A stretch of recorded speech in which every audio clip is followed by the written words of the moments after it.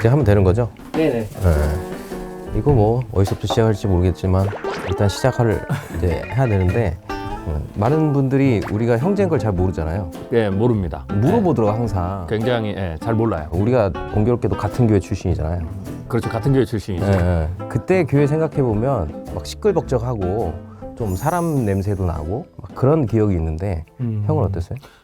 그때가 이제 1970년대, 80년대 분위기상 전체적인 이제 교회도 우호적이었고 양적으로 폭발적으로 일어나고 전국이 다 부흥하는 시기였으니까 조금 더 교회 안에 긍정적인 에너지가 굉장히 많이 넘쳤지. 실제로 제 기억에는 교회가 그 마을이 됐든 도시가 됐든지 간에 굉장히 중요한 어떤 거점처럼, 그러니까 사람들이 거기에 와야 뭔가 이렇게 사람도 만나고 뭔가 분위기도 나고 뭐 그런 기억들이 있었는데 지금 우리 교회를 가잖아요.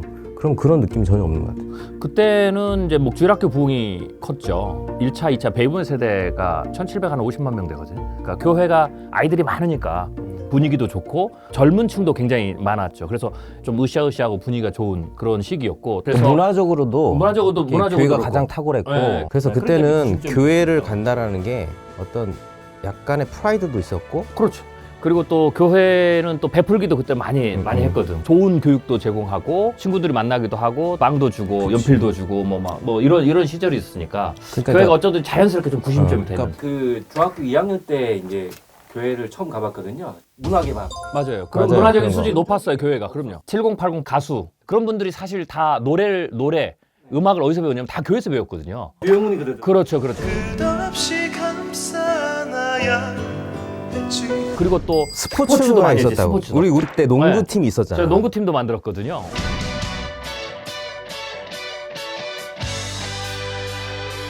그래서 선후배 간의 관계도 굉장히 좋고 그럴 정도로 교회가 새로운 어떤 문명?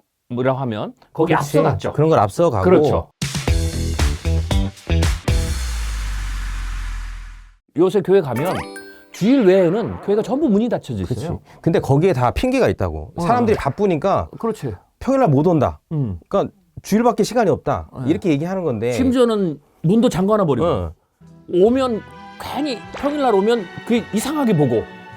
그래서 나는 이게 전부는 아니지만 이게 지금 단적으로 한국 교회 현실을 좀 보여주고 있는 게 아닌가. 그러니까 교회가 어떤 삶의 터전이 되어야 그 터전의 한 부분으로서의 기능을 역할을 감당해야 되는데 그렇죠. 삶에서 그게 배제되어지고 그냥 주일 한 번 가는 그렇게 이제 사람들이 인식을 그렇죠. 하는 거. 그러니까 교회를 가야 될 목적이 꼭 주일날 예배뿐만 아니거든요. 가서 평일에도 가서 기도할 수 있고 상담할 수 있고 사람들을 만날 수 있고 도움을 받을 수 있고 그러면서 교회가 어느 정도 계속해서 그 기능을 유지해야 되는데 문이 닫혀져 있다는 말은 뭐냐면 뭐 이유는 그래요. 안 모이니까 사람 나누니까 뭐 바쁘니까 오케이. 그렇지만 결과론적으로 봤을 때 주일 예배를 제외하고 나머지 시간에는 교회가 기능을 못 한다라는 거지. 나는 그게 어떤 자기 검열이나 자기 방어적인 것들도 있지 않나. 그러니까 사람들이 바쁘고 힘드니까 주중에는 나올 수 없다라는 전제 프레임을 가지고 이제 얘기하는 것들도 있지 않나. 저는 그런 계기가 된 게 신천지가 들어와 버린 바람에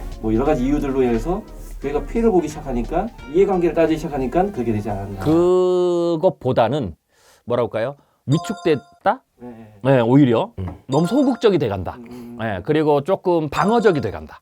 그런 표현이 조금 더 적절할 것 같아요. 근데 그러다 보니까 처음에는 그러려고 안 했는데 나중에는 점점 그러다 보니까 이게 이제 악순환을 만든 거거든요. 아, 그러면 저기는 안 모이는 거, 가봐야 사람 없는 거. 이제 계속 그렇게 되는 거예요. 그래서 오려고 하는 사람도 안 오게 되고 그래서 결국은 나중에 아무도 안 오는 주중에는. 또 시대가 20-30년 지나면서 한국 사회가 또 약간 개인주의적인 성향이 강해진 측면들도 그것도 분명히 있죠. 무시할 수 없는 것 같아요. 네, 그러니까 네. 터치받기 싫어하고 구속받기 싫어하고 뭔가 사람과 얽히는 관계 가운데 불편한 것들에 대해서 어려워하고 그러니까 이제 얘기한 대로 리더는 방어적이 되어지고 문제가 일어나면 안 되니까. 사실 하나로 뭔가를 이 문제를 규정할 수는 없어요. 여러 가지 요소들이 맞아요. 복합적으로. 그러니까 그 중에 하나가 또 뭐냐면 과거에는 왜 교회를 갔느냐? 교회 가면 도움을 받았거든요. 내가 가면 뭐 꼭 기도만 하러 교회 가는 게 아니라 가면 뭐 아이들 같은 경우는 빵도 받을 수 있고 뭐 학용품도 받을 수 있고. 그때 시대의 도움들이 있었던 거지. 그렇죠. 그 시대에 맞는 도움이 있는데. 그러니까 교회가 돌파구가 좀 필요한 부분이란 얘기를 하는 건데, 그러니까 우리가 80년대, 90년대는 성경학교를 가면 연필을 주고 노트를 주고 그걸 줬단 말이에요. 근데 그게 사람들이 되게 행복해 했던 기억이 있어요. 그걸 받는 아이들이. 왜냐하면 그 당시 그게 중요했고 필요했거든. 그렇죠. 그거 사기가 힘들었고. 힘들었고. 근데 네. 이제 지금은 그 시간들이 지나고 나서 30년의 지금은 그것들이 필요하지 않거든. 그러니까 다른 말로 얘기하면 그것들은 필요하지 않지만 다른 것들이 필요하고 도움이 요청되는 시대로 왔기 때문에 그 당시에는 모두 다 가난했으니까 겉으로 드러나는 어떤 물질적인 필요가 굉장히 중요했어요. 그런데 지금은 그래도 그때만큼 물질적 필요가 1순위는 아니에요. 그러면 사람들이 필요가 없어졌느냐? 아니죠. 지금은 거꾸로 정신적 필요가 있어요. 맞아요. 내 삶에 있어서. 그러면 이제 교회가 그때는 물질적 필요를 채워줬던 것처럼 이제는 지금 사는 사람들 각박하고 미래가 불안하고 또 직업에 문제가 있고 경제적으로 어려움을 당하고 부부간에 문제가 생기고 갈등이 심하고 아이들과의 자녀 교육이 하나밖에 없는데 어떻게 해야 될지 모르고 사회 활동을 하는 데 있어서의 어떤 그런 이런 정신적인 부분에 문제가 있는데 그 필요를 교회가 채워주지 못하는 거죠. 그러니까 우리는 그거를 이제 미래학에서 이제 시대적이어야 된다. 그러니까 지금 시대에 교회가 해야 될 역할들이 무엇인지가 굉장히 중요한 돌파구인데 이제 워낙 사회가 빠르게 이렇게 넘어가다 보니까 사실은 목회자나 교회가 그것들을 준비할 시간적 여유? 그렇죠. 뭐 그게 이제 없었던 그러니까 거예요. 사실은 그런 필요를 채우려면 역량이 돼야 되거든요. 그렇죠. 그러면 이제 그 필요를 채워줄 수 있기 때문에 다시 교회로 오게 되고 그 필요가 있으면 오게 되고 뭐 이렇게 되는 건데 그거보다 좀 더 근본적인 문제를 따지자면 그럼 왜 이런 것을 안 했을까? 지금의 상황은 뭐냐면 우리가 그런 것까지 해야 되냐? 라는 거죠. 교회가 그런 것까지 하는 것이야? 라는 거죠. 밸런스가 맞아야 될 것 같아요. 한국 교회는 영적인 회복도 필요하고 사회적 역할도 필요한 거고 시대적으로 이것들을 양자간의 규정을 가지고 역할들을 해낼 수 있는 그런 부분들이 있어야 이 시대가 얘기하는 그 부흥이라는 것들에 대한 어떤 모형들이 다시 잡혀가지 않나. 네.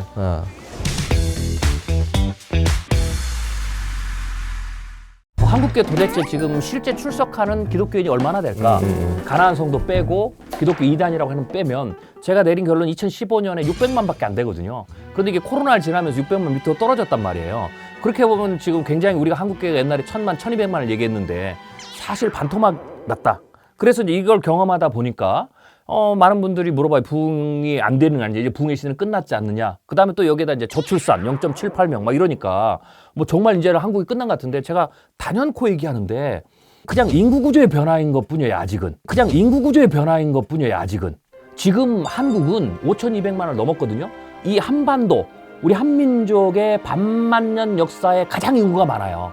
5,200만이 가장 많은 거예요. 우리 반만년 역사에. 5,200만이 가장 많은 거예요. 우리 반만년 역사에. 정점이지. 거의 그렇지. 정점이라고 이제 볼 수 있는 거고. 그리고 거꾸로 보면 출석이 600만이라는 것은 5,200만으로 보면 밖에 4,800만이 넌 크리스찬이잖아요. 자꾸 이제 저출산 0.65명, 0.7명 이렇게 얘기하니까 지금 애들이 없다라는 측면에서 얘기하지만 우리가 항상 얘기하는 게 뭐냐면 아니 50대 이상은 많지 않냐. 그럼요. 거기에 대해서 우리가 좀 생각을 해야 된다. 그러니까 진짜 인구학적으로 이게 큰일 났다라고 하는 것은 앞으로 50년 후를 넘어가야 돼요. 인구가 3천만 밑으로 2,500 반토막 나면 지금 얘기가 맞아요. 사람이 없다. 이게 되는데 지금 사람이 없는 게 아니고 많아요. 그냥 인구의 구성이 바뀐 거예요. 근데 내가 갑자기 든 생각이 있는데 그러면 우리가 1200만 할 때는 주일학교 학생들이 많았던 거야? 아니면 40대 이상이 많았던 거야? 이제 주일학교 가장 정점은 1970년대, 80년대.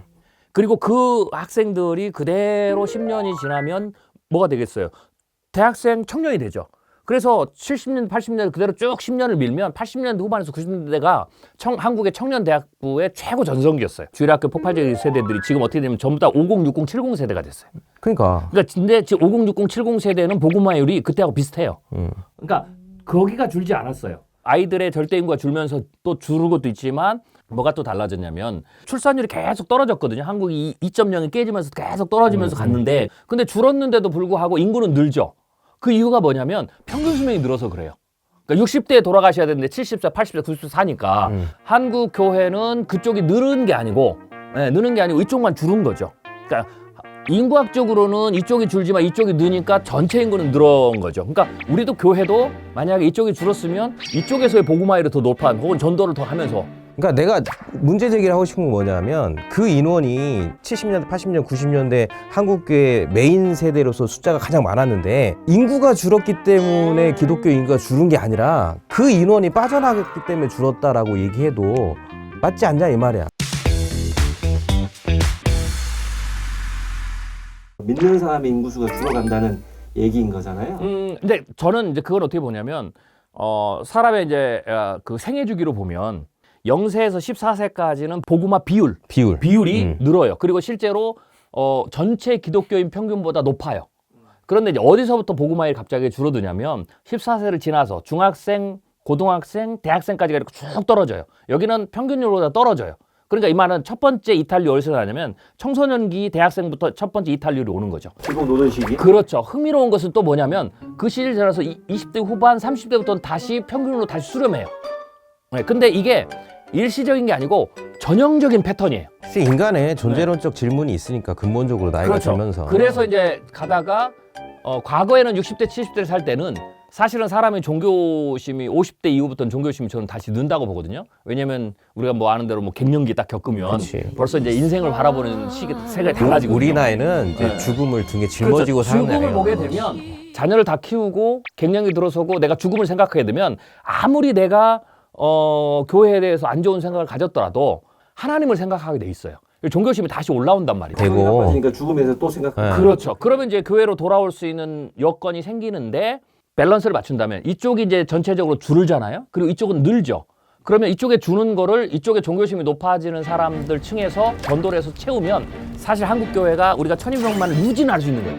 이쪽 부분에서 상단에서 이제 교회를 떠난 분들 또 유입돼야 되는 분들에 대한 작용이 되지 않았다. 그렇죠. 그게 안 된 이제 거죠. 그게 중요하다라는 네. 의미를 그래서 하는 거죠. 저는 한국 교회가 저출산으로 아이가 줄어서 이 유년주일학교나 이런 데가 절대적으로 숫자가 주는 그때에 사실 50대, 60대, 70대 고령화되는 이분들에 대해서 전도를 집중해서 이분들에서 전도를 많이 했다면 수직 상승을 안 해도 최소한 확 줄거나 그런 건 없었다라는 거죠. 지금은 50대 이상을 전도로 해야 된다. 지금은 50대 이상을 전도로 해야 된다. 그러니까 황금밭이다. 이때까지 우리는 저출생을 얘기하면서 아이들 전도를 어떻게 할까 막 이렇게 고민했는데 사실 이제 좀 방향을 바꿔서 이제 죽음을 생각하는 그 나이에 대해서 우리가 어떻게 복음적으로 다가설 것인가에 대한 전략적 변화가 상당히 중요하다.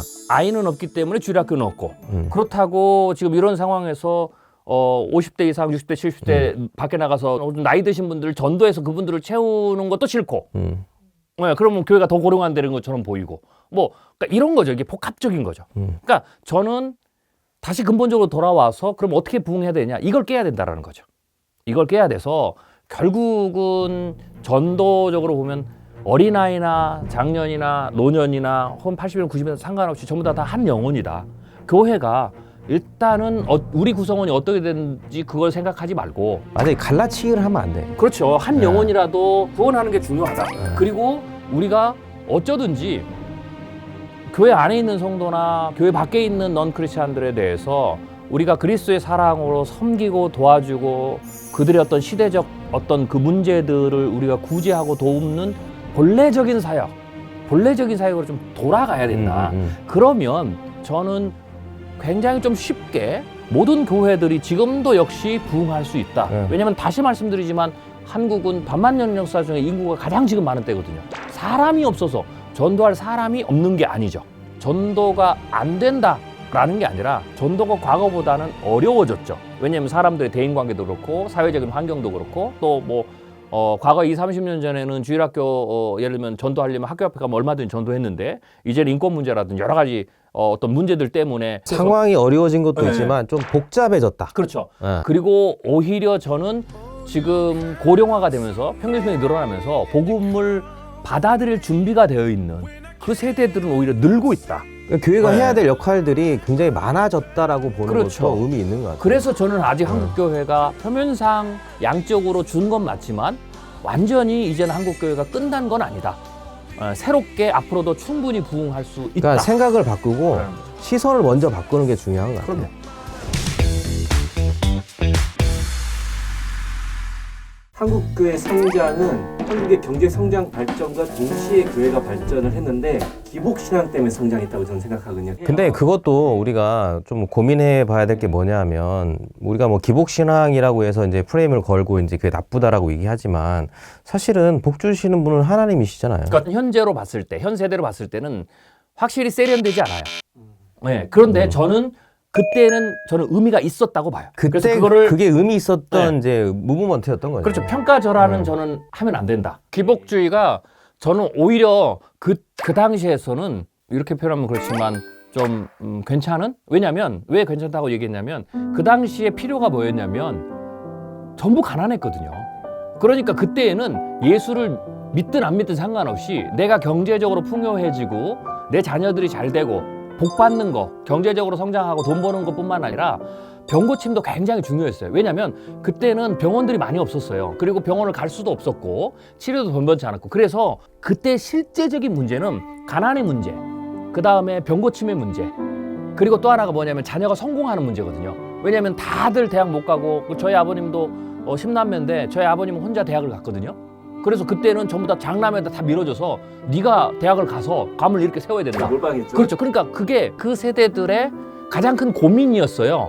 예수 믿고 내가 바뀌고 싶은. 그래서 그게 맞았던 건데 문제는 뭐냐면 지금 그게 시대가 지나면서 이제는 점점점 그것을 굳이 바라지 않거든요.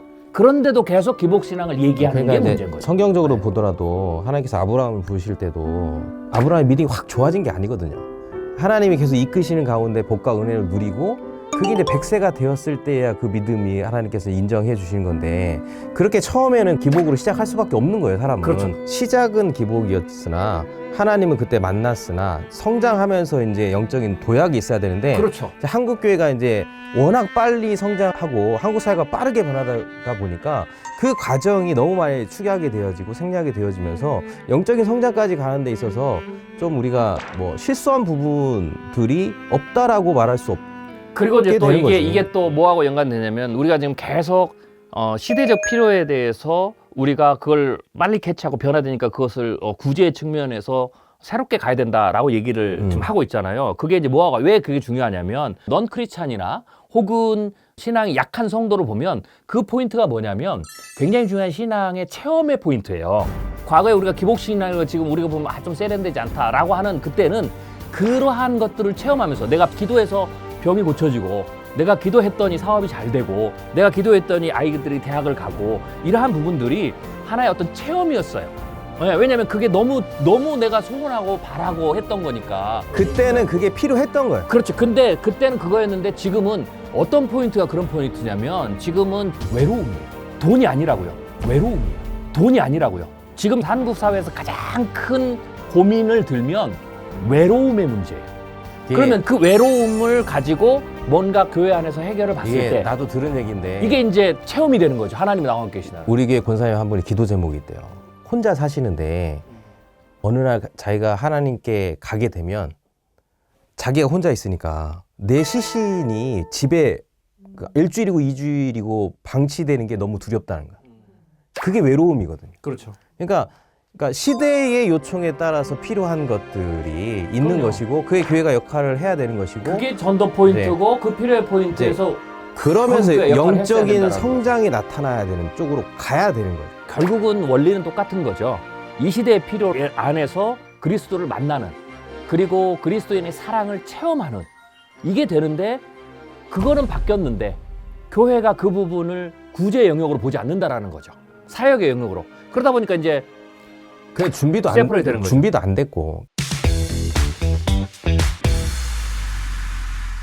이제 구제에 비해서 영적인 필요나 외로움을 채우는 건 조금 더 시간의 노력이 필요한 부분이기 때문에 그런 것들은 이제 단계적으로 준비하는 것들은 이제 필요. 그래서 저는 하죠. 요런 부분들 다시 맞추면 과거처럼 그런 부분들이 어떤 초신자나 혹은 넌 크리스찬들이 하나님을 만나고 하나님이 나와 함께 계시다는 걸 느끼고 그리스도의 사랑을 체험하면서 성장하는데 혹은 전도가 되는데 저는 좋은 포인트라고 봐요. 그래서 저는 그러니까 왜 자꾸 이 얘기를 하냐면 한국교회는 아직 쇠퇴할 때가 안 됐어요. 그리고 한국교회는 여전히 다시 부흥할 수 있는 어떤 역량들이 남아 있어요. 그거를 잘 못 쓰고 있어서 그런 거죠. 이거는 단답형으로 끝낼 수가 없어요. 굉장히 복잡하게 엮여 있는 부분이기 때문에 어느 교회가 이거 해서 부흥이 됐다, 성장했다라는 그렇죠. 단편적인 걸로 기술될 수 없는 부분이거든요. 그리고 또 하나는 과거에는 어떤 그 필요가 전국적으로 똑같았어요.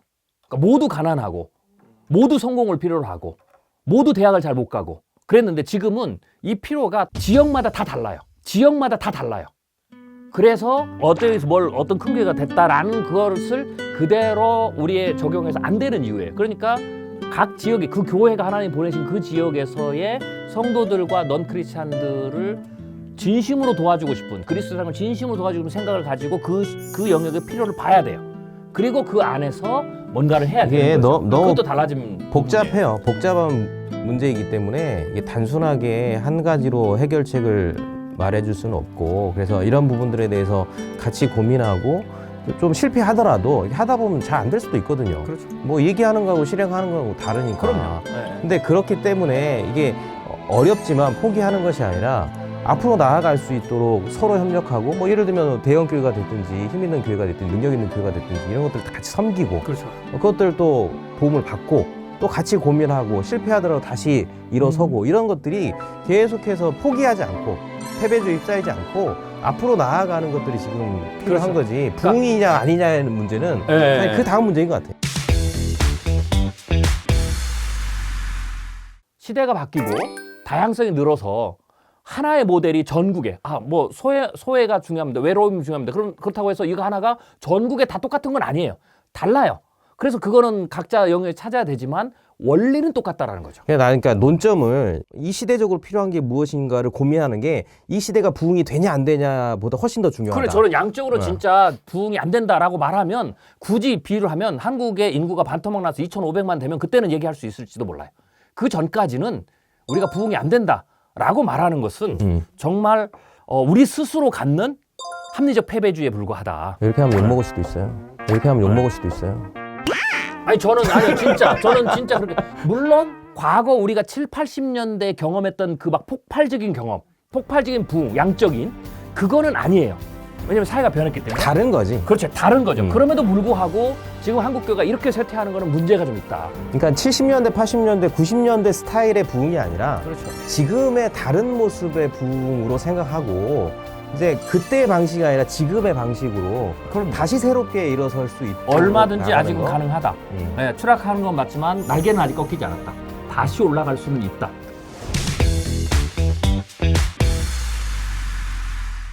통일 얘기 때문에 혹시 옷을 그렇게 입고 오셨을까요? 아니 입으라고 해서 입은 거예요. 뭐 부흥에 대한 여러 가지 이야기를 했잖아요. 근데 이제 우리가 한국교회에 항상 제시하고 싶은 것은 앞으로도 부흥기가 남았다라는 이야기를 하고 싶은 건데, 그 중에서 우리가 중요하게 생각한 게 이제 통일 부흥이잖아요. 저희 큰아들이 이제 대학생인데 제가 한번 물어봤거든요. 너는 통일이 됐으면 좋겠니라고 했더니 안 돼도 상관없다고 하더라고요. 그랬더니 왜 그런데? 라고 물어봤더니 심플하더라고 답이. 굳이 불편한 게 없는데? 그런 거죠. 지금도 그런 익숙한데? 거죠. 네. 뭐 이런 이제 생각들이 불편한 게 없고 지금도 잘 먹고 잘 살고 있고 뭐 문제가 없는데. 그렇죠. 그러니까 나에게 직접적으로 통일이 됐을 때 뭔가 가족을 만나거나 뭔가 있거나 뭐 이런 게 없어지면 그 다음부터는 내가 왜 통일이 되면 뭐가 좋은지에 대해서 잡히지 않거든요. 그리고 뭐 사실 지금 세대는 과거 세대와 다르게 우리가 뭐 통일이 돼서 막 그 나라가 커지고 그리고 좀 더 나아가서 과거의 뭐 고구려의 뭐 영토를 뭐 다 회복하고 이런 거에 대해서 별 의미가 없어요. 오히려 되면 일단 딱 우리가 상식적으로 북한은 훨씬 못 샀잖아요. 우리가 얻는 건 없고 줄 거 너무 많다. 일자리 문제도 그렇고 다. 북한이 핵실험을 하고 도발을 하고 막 이럴 때는 그 감정이 더 올라가죠. 그러니까 이런 것들이 지금 복합적으로 있는 그런 그러니까 어떤 시대다. 20, 30대들은 그렇게 생각하는데 또 반면에 기성세대라고 얘기하는 40대 이상은 정말 통일이 될 수 있을까? 또 이런 생각을 갖더라고요. 그 중간에 있는 세대들은 통일이라는 것을 오랫동안 우리가 얘기를 듣고 왔지만 점점점 갈수록 그게 손에 안 잡히고 또 이제 이런 부분도 있어요. 과거에 몇몇 정권에서 국민들은 잘 이해가 안 되는데 곧 통일이 된다. 뭐 이런 이제 양치기 소년처럼 이제 그런 것들이 반복됐기 때문에 이제는 이제 그런 이야기에 대해서 큰 기대를 갖지 않는 기대가 없는 거예요. 네, 이제 그런 거고 통일을 간절히 원하는 세대들은 점점점 나이 들어서 돌아가시고 줄어들고 있잖아요. 그러니까 이게 우리가 이제 딜레마인 거죠. 통일은 점점점 현실이 되고 더 가까워지고 있는데 국민적인 정서들은 점점점 통일에 대해서 관심이 없고 멀어져 가고 있다. 저는 통일이 더 가까워진다는 느낌을 전혀 못 받겠어요, 솔직히. 이걸 네. 잘 생각해 보세요. 역사적으로 보면 한반도의 반만년 역사 가운데 분열되지 않았던 시기가 있었을까? 갈라지지 않았던 시대가 얼마나 됐을까? 5천 년인데. 그리고 영원히 갈라지는 것도 없죠. 없죠. 다시 또 합쳐지죠. 그러니까 지리적으로도 갈라진 역사가 있고 계층적으로도 갈라진 역사가 있고 이념적으로도 갈라진 역사 가운데 한반도가 5천 년을 왔거든요. 그렇게 보면 지금의 어떤 분열기의 70년은 5천 년에서 보면 굉장히 짧은 시기잖아요. 그러니까 이거는 뭐 앞으로 통일이 불가능하다라고 보는 건 역사적인 관점에서 보더라도 약간 문제가 그렇죠. 그러니까 어. 이제 이렇게 봐야 되는데 왜 북한의 통일이 가까워졌냐라고 이제 많은 질문들을 하시잖아요. 과거의 인류의 역사를 쭉 분석을 해보면 패턴이 작용을 하는데 한 나라가 붕괴가 될 때는 한 왕조가 망할 때는 두 가지 요소가 있어요. 하나는 외세 침략에 의해서 정복당해서 망하는 경우가 있고 두 번째로는 내부에서 스스로 붕괴가 되는 거죠. 실제로는 내부의 붕괴가 커지면서 외부에서 틀가 탁 작동되면서 망하는 거거든요. 그런데 그러면 이제 요 패턴은 그 길이가 기냐 짧으냐에 달려 있어요. 그럼 우리가 북한 현재를 보면 일단 외부에서 누군가 침략을 해서 무너뜨리지는 않아요. 지금은 그런 시대가 아니거든요. 중국이 침략해서 뭐 북한을 흡수한다든지 혹은 우리가 그냥 군사적인 힘으로 밀고 간다든지 미국이 하는 절대 그렇지 않습니다. 핵이 있잖아, 핵이. 그러니까 외부의 침략에 의해서 북한이 무너지지 않아요. 그러면은 자체적으로 내부 붕괴가 있는데 내부 붕괴는 그 왕조든 그 정부의 국민에 대한 대신뢰라든지 뭐 그다음에 통치의 역량이라든지 그게 점점점 떨어질수록 스스로 붕괴해서 통일이 될 가능성이 높은 거죠. 그러니까 제가 통일이 가까워졌다라는 것은 현재의 북한의 3대 세습을 봤을 때 그것을 그 힘을 계속 유지한다. 그러면 저는 지금 통일이 곧 가까웠다라고 얘기를 안 해요. 혹은 더 강해졌다. 그럼 전성기로 가고 있다. 그럼 더 못하는 거죠. 그런데 북한의 어떤 그 정부의 힘은 점점점 줄고 있고 지금이라도 갑자기 내부에서 반란이 일어나서 무너진다고 해도 전혀 사람들이 이상하지 않을 정도의 수준까지 지금 내려왔거든요. 자, 예를 하나 들어볼게요. 김일성이 죽었을 때 북한 막 주민이 TV에 나왔잖아요. 막 울고. 그거 진짜입니다.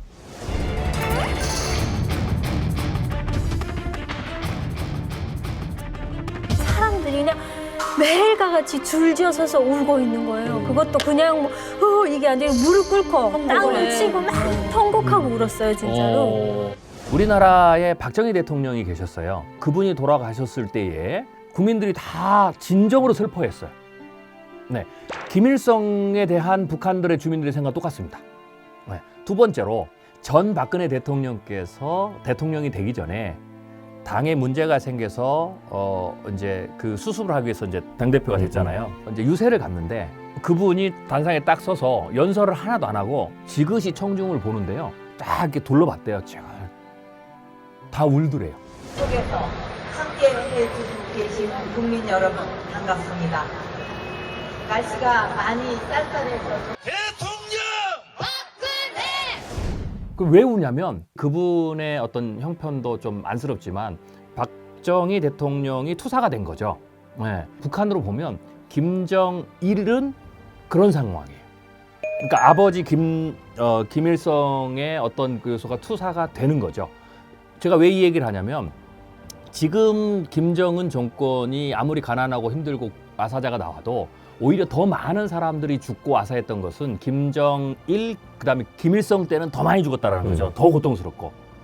예. 그런데 그런 어떤 마음들이 있으니까 북한 주민들 받아들이면서 갔죠. 그런데 지금 젊은 세대들은 박정희 대통령을 모르는 세대들이잖아요. 이 세대들은 박근혜 전 대통령을 보거나 박정희 대통령 이야기를 들어도 그런 반응을 하지 않습니다. 그냥 역사의 한 토막이고. 그렇죠. 그러니까 지금 중요한 것은 내 삶에 그렇죠. 감정이입이 없지. 내 삶에 지금 현재의 이 정부가 혹은 여당과 야당이 잘하느냐 못하느냐가 굉장히 중요한 판단이죠. 지금 김정은 시대에 젊은 세대 쭉 올라오는데 이 세대들이 똑같다라는 거예요. 그러니까 이 세대들이 김일성에 대한 충성, 그다음에 뭐 김정일에 대한 뭐 이런 거 뭐 향수 이런 것으로 김정은을 보는 게 아니고 오로지 그거 없이 그런 충성심이나 마음 없이 현재 나의 삶에 얼마나 이 정부가 잘하느냐라는 거죠. 그만큼 로열티가 떨어졌다는 거죠. 이런 상황에서 제재가 있거나 경제적으로 어렵거나 뭐 이렇게 되면 점점점 어떤 정권의 어떤 근간이 흔들릴 수 있고 그게 만약에 문제가 생기고 극한에 가면 정권을 뒤집어 엎어야 되겠다라는 그런 생각도 얼마든지 할 수 있는 거죠. 그러니까 그렇게 봤을 때 북한의 정권은 점점점 지금 나약해지고 있다. 근데 지금 김정은도 그 정도인데 만약에 4대 세습이 됐을 때는 더 어려운 상황이 되는 거죠. 그렇게 봤을 때 통일은 그 내부적 현상, 정권의 어떤 근본적인 어떤 힘의 역학관계를 봤을 때 점점점 통일은 가까워지고 있다.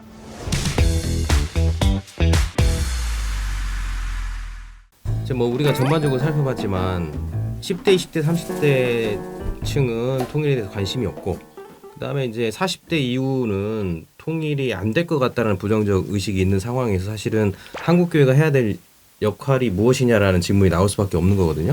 어떻게 생각하세요? 결국은 이 문제를 해결하기 위해서는 가장 기본적인 접근법이 왜 우리가 통일이 필요한지에 대해서 이제는 조금 구체적으로 교회 안에서 교육을 좀 할 필요가 있다. 그게 선행이 돼야 된다라는 거죠. 근데 이제 똑같은 얘기가 또 나올 수밖에 없을 것 같아요. 굳이 교회가 그런 것까지 해야 되느냐? 교회가 그 얘기를 해야 되는 이유는요. 통일이 되면 굉장히 좀 복잡한 상황이 만들어집니다. 통일의 어떤 기쁨은 오래 가질 않아요. 제가 보기에는 뭐 며칠 끝납니다. 그리고 온통 뉴스가 그리고 그때부터 밀려나오는 모든 사건들이 사회적 혼란들, 경제적 혼란, 사회적 혼란 막 이런 것들이 막 나와요. 땅 얘기하지 않을까요? 그렇죠. 땅 얘기도 하고 이제 이게 굉장히 복잡한 일이 벌어집니다. 그리고 북한의 2,500만에게 북한 안에다가 예를 들면 일자리를 만드는 것을 당장 못 해요. 공장 하나를 세워도 몇 개월, 몇 년인데. 근데 그걸 떠나서 이제 남북한의 신앙에 충돌이 있을 것 같아요. 그건 당연한 거고 그래서 굉장히 큰 사회적 혼란이 옵니다. 그래서 사실은 국가 경제적으로 한 10년 정도는 오히려 경제가 충격을 받고 통일의 효과는 그 이후부터 나타나거든요. 그러면 이제 이런 모든 문제가 어떻게 되냐면 다 우리 성도들, 교회에 다 영향을 미치는 거죠. 그래서 이것은 단순히 이거 교회가 해야 됩니까? 라는 문제를 벗어나는 문제예요. 그래서 이거는 교회뿐만 아니라 모든 조직들이 해야 되는 거죠. 그게 첫 번째고 두 번째로는 우리가 영적으로 봤을 때 북한 교인들에 대한 우리 어떤 그 고통들, 그다음에 울부짖음 혹은 순교, 핏값 뭐 이런 부분에 대해서 우리도 같이 기도하고 해야 되는 그런 당위성이 있는 거죠. 그래서 이런 것들이 복합적으로 있기 때문에 그래도 통일의 문제는 교회가 굉장히 중요하게 생각하고 목회의 어떤 안으로 가지고 들어와야 되는 이제 그런 어떤 문제다라고 볼 수가 있죠. 그러니까 이제 갈수록 한국 교회가 해야 될 역할들 이런 것들이 점점 많아지는 것 같아요. 그러니까 국가가 할 수 없는 것들에 대해서 교회가 해야 될 역할들이 과거에 비하면 굉장히 다양한 층에서 다양한 어떤 카테고리에서 뭐 나타나는 것이 아닌가. 그렇죠. 지금은 사회 변화 자체가 그런 거예요. 사회 변화 자체가 굉장히 빠르고 다양성이 증가하고 그것만으로 굉장히 벅찬데 우리나라 같은 경우는 통일이라는 아주 빅 이슈가 더 있는 거죠. 이 부분들이 물론 국가가 잘 하지 못해서 교회가 그 부분에 대해서 감당하는 것도 있지만 아무리 국가가 잘 하더라도 교회가 감당해야 될 몫은 분명히 또 정해져 있는 거죠. 교회만이 해야 될 역할들이 그렇죠. 또 있는 거죠. 네네. 각 교단 차원에서 좀 해야 될 노력들이지 않을까요? 그건 이제 저는 이제 두 번째 문제라고 생각이 돼요.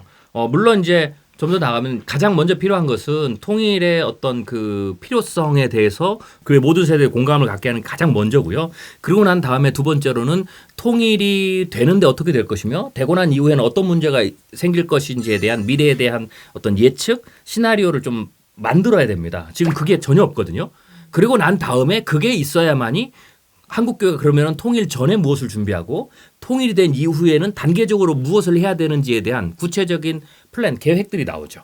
그 계획하에서 교단에 따라서 또 우리가 서로 역할을 나눠야 되는 거예요. 그래서 교단이 무엇을 할 것인가, 개교회가 무엇을 할 것인가는 바로 그러한 순서를 거치면서 나와야 실제적인 게 나오지 지금은 사실 중구난방입니다. 관심도 없고 어떤 데는 같지만 관심은 있지만 기도만 하고 뭘 해야 될지 모르고 그리고 어떤 데는 뭔가를 해야 된다는 그런 어떤 다급한 마음 때문에 뭔가를 하는데 사실은 그게 그 준비가 정확하냐 혹은 효율성 있느냐 이런 부분에서도 이제 문제가 있는 거죠. 그래서 이러한 큰 빅 이슈는 아무리 마음이 급해도 정상적인 순서를 밟아가면서 해야 된다라고 생각합니다. 이건 이제 지역교회 한 교회가 할 수 있는 역할이 아니기 때문에 그렇죠. 한국교회 전체가 해야 되는 같이 이제 문제 의식을 가지고 사실 지금 이제 시작점과 비슷하지 않나요? 아무것도 그렇죠. 없으니까. 네. 그래서 통일이 멀다고 생각했을 때는 우리가 통일을 위한 기도하고 마음을 쓰는 것만으로 충분했어요.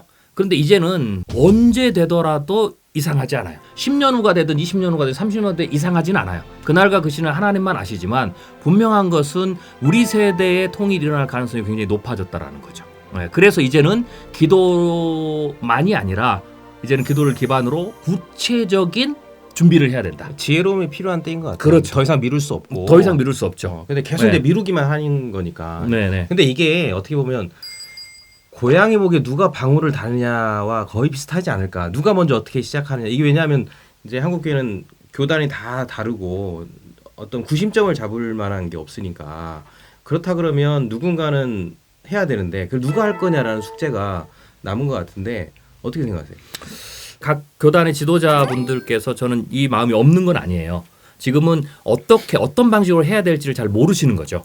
그래서 저는 그 부분은 큰 문제가 없다고 보고요. 교단 안에서 총회 안에서 이것을 의제로 놓고 아까 제가 말씀드린 순서가 중요하거든요. 이제는 교육을 하고 그래서 필요성을 느끼게 하고 그다음에 통일 이전과 이후에 어떤 변화들을 조금 우리가 예측해보고 시나리오 좀 세워보고 그리고 나서 거기에 따라서 우리가 필요한 준비해야 될 것들을 찾아내서 그다음에 전략을 세우고 그것을 교단별로 서로 협력하는 그런 이제 순서가 중요한 겁니다. 그래서 지금은 통일이 가까워졌기 때문에 실제적인 프로세스를 진행하는 게 필요하다. 왜냐하면 이 프로세스 사실 시작을 하면 꽤 오랜 시간이 필요하거든요.